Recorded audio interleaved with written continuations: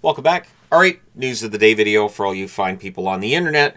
It is Thursday. It is December the 4th. I'm wearing a jersey I just received. So, because I know people are going to say they haven't seen it on me before, but this is the brand new Texas Stars third jersey. Not too bad. So, I ordered this a while ago. Got it today. So I figured, wear it for the news video because Dallas is at the top of the board. Why is Dallas at the top of the board? Glad you asked. With last night's win over New Jersey, they extend their road point streak to a team record, 12 games. It's been an insane run for the Dallas Stars this season. After I thought both Dallas and Colorado weren't playing up to their potential in the first couple of to 3 weeks of the season, and then they've just absolutely shot straight up. So Dallas obviously being overshadowed by Colorado, totally understandable. I totally get that. But they are one of the better second best teams in the NHL that I can remember. Ryan McDonagh, he's going to be staying in Tampa. So I think this is a very team-friendly contract, to be honest. It's a 3-year contract for Ryan McDonagh. The cap hit $4.1 million. Considering where the cap is going, I think $4.1 million, completely reasonable for McDonagh. And it basically guarantees he finishes his career as a member of the Tampa Bay Lightning. He's been out for a while with injury. Tampa's doing all right without him, but they're better with him than without him. So McDonagh signing that extension, great news for him, great news for the Lightning, as well as for their fans. Vasilevsky's scratched for today, so they've recalled Halverson. Doesn't sound like it's anything major. Sounds like he just needs the night off. He is expected to play Saturday, is Vasilevsky. So we'll see if that's the case, but that does mean that Johansson will likely be the goaltender tonight for the Lightning, while Vasilevsky gets to be scratched and just, relax and heal up whatever it is that's bothering him at this point and time in the season. The Vancouver Canucks have recalled Tolopilo. They've also recalled Elias Pettersson, DPD, as he's known locally. I'll say this, having watched the Abbotsford game last night, Pettersson's zone exits are excellent. I think Elias Pettersson's zone exits are good, and I think Tolopilo's a good goaltender. Like, everybody gets mad that Shelov's has gone, Shelov's. And I get it, I do, but I think Tolopilo has some potential there as well. And so they get called up. Patera gets sent back down to Abbotsford. So it may very well just be a paper transaction of sorts, in that, of course, Patera has to be in Abbotsford for at least one game. But calling up Tolopilo and Pettersson, we'll see if they get into the lineup. Höglander spotted in a regular jersey at practice today, so that's good news. He's close to a return. Garland in a no-contact jersey at practice, which is less encouraging. Demko also spotted at practice today as well. So the Canucks are looking like they're getting healthier. We'll see if that does end up actually being the case. Just because I always, when somebody comes back, I expect somebody else to get hurt. So we'll see. But getting Höglander back could help the Vancouver Canucks a lot. Höglander's a good, should probably be a third line forward. But with the Canucks and the struggles they've been having, I say just inject him into that top six and see if his energy can get them going. Drew Doughty could return tonight for the Kings against Chicago. He's been out for a while. Doughty, good defenseman, who is looking to make Team Canada. I don't know that he does. I have a funny feeling that Doughty probably falls short of the dream of playing at the Olympics for Team Canada. But if you're an LA Kings fan, that might be okay, because then he has that 3 weeks of rest. And then when you come back after the Olympic break, everybody's fresh and good to go. And the Kings could be a dangerous team coming out of an Olympic break. There's a lot of veteran players there that could really benefit from having those few weeks off. If they're not going to the Olympics. We know some of them are going to be going to the Olympics, right?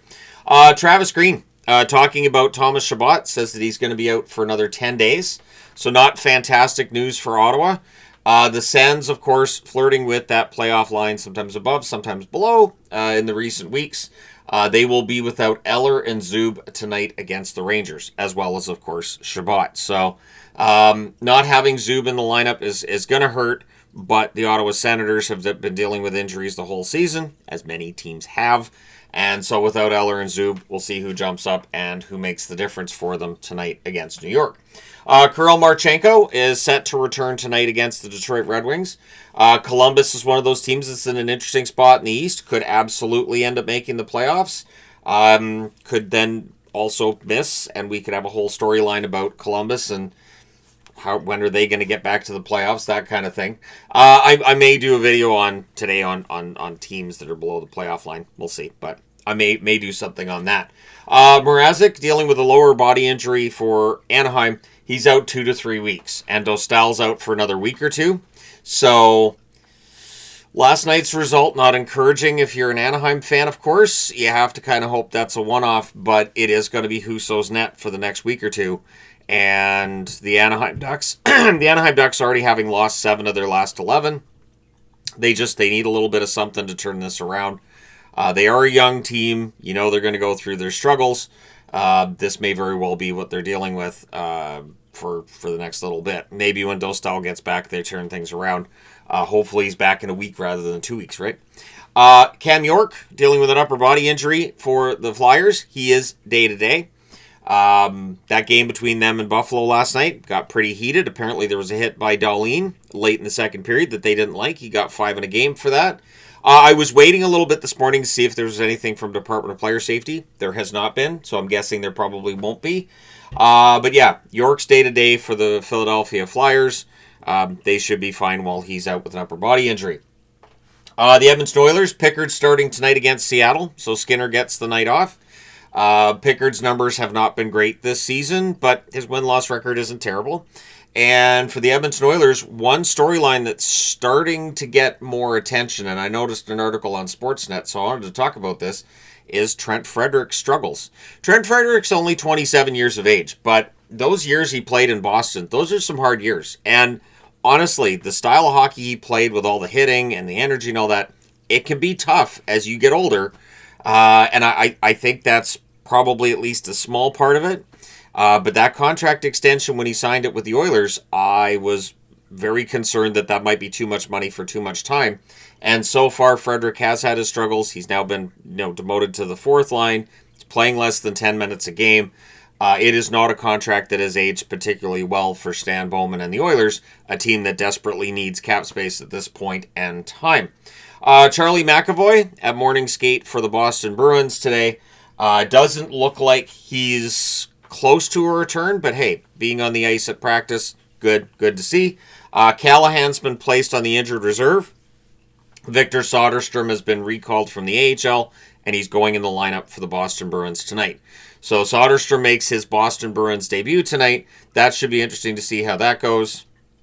That was seen as a potential fantastic move by Don Sweeney in the offseason when they picked him up, especially for so cheap. So we'll see whether or not Soderstrom makes a difference and ends up carving out a spot for himself as one of the main 6 blue liners for the Boston Bruins. Wedgwood is not available tonight for Colorado, so Blackwood's going to get the start. I'm guessing Minor then will be the backup, correct? Wedgwood not being available, it doesn't sound like it's anything that's going to keep him out long term. The interesting thing was I did see that they're saying it's his back, and I'm thinking, well, he did carry the team for a bit in net while Blackwood was out, so it makes sense his back might hurt. But either way, Blackwood gets to start tonight. I've talked before, Blackwood's just as good as Wedgwood. That you don't see any drop-off in play. In fact, Blackwood's advanced numbers have been fantastic, so I think this kind of makes them stronger. So only the Avs could have injuries and go, we might be a little bit stronger now. Just a little bit than we were a few weeks ago, even with the injuries. Sort of got hurt in last night's victory over the San Jose Sharks for the Capitals. Dealing with a lower body injury, it sounds like it could be a couple of weeks. Just the way it's being phrased, he's going to miss some time. It's not seen as long-term. Maybe he's going to be out for a couple of weeks. The good news being, of course, sort of is on the fourth line, and Washington has depth. They'll be fine while sort of is out. So probably only out for a couple of weeks. And the Washington Capitals, who currently have, I think it's a 6-game winning streak going on. Yeah, they're playing really, really well right now. Rickard Rakell, an update on Rickard Rakell's condition. He's been out for a while. Apparently, he is set to return for the Pittsburgh Penguins in 3 to 4 weeks. So we have an end date when he should be back in roughly a month's time. Rakell, fantastic forward who was off to a really good start. It is interesting with Pittsburgh, their good start.